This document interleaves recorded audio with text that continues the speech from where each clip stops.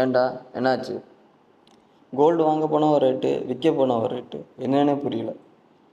அதை நான் சொல்கிறேன்.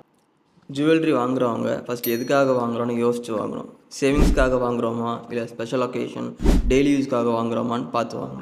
இப்போ சேவிங்ஸ்க்காக வாங்குறவங்க உங்கள் ஜுவல்லரியில் ஸ்டோன்ஸ் எனாமல் இல்லாமல் வாங்குறது ரொம்ப பெட்டர். ஏன்னு நான் சொல்கிறேன்.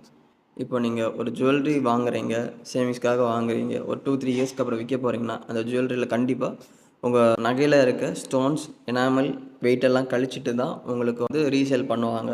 நீங்கள் வாங்கும்போது அது எல்லாத்தையும் சேர்த்து தான் காசு கொடுத்து வாங்கியிருப்பீங்க. ஃபார் எக்ஸாம்பிள் சொல்லணுன்னா, நோஸ் பின் மூக்குத்தியாக இருக்கட்டும், செகண்ட் ஸ்டட்டாக இருக்கட்டும், இது எல்லாமே நீங்கள் வாங்கும்போது ஸ்டோன் வச்சு வாங்குனீங்கன்னா அது நீங்கள் ரீசேல் பண்ணும்போது அந்த ஸ்டோன்ஸோட வெயிட்டை கழிச்சிட்டு தான் உங்களுக்கு வந்து ரீசேல் பண்ணுவாங்க. அப்போ நீங்கள் வாங்கின ரேட்டுக்கு பாதி தான் உங்களுக்கு கிடைக்கும். ஸோ சேவிங் பண்ணுறவங்க ஸ்டோன் எனாமல் இல்லாமல் வாங்குறது பெட்டர். புரியுதா?